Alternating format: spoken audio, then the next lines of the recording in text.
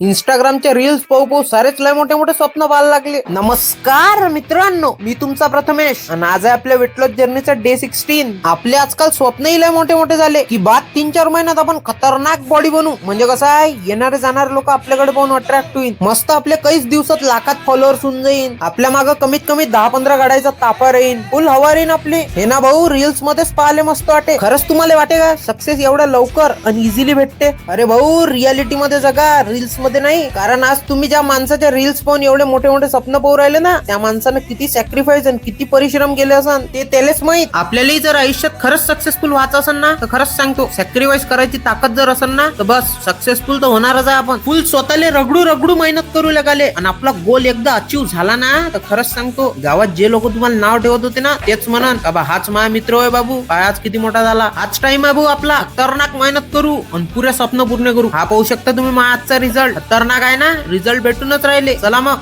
भेटतो उद्या. तोपर्यंत जय महाराष्ट्र.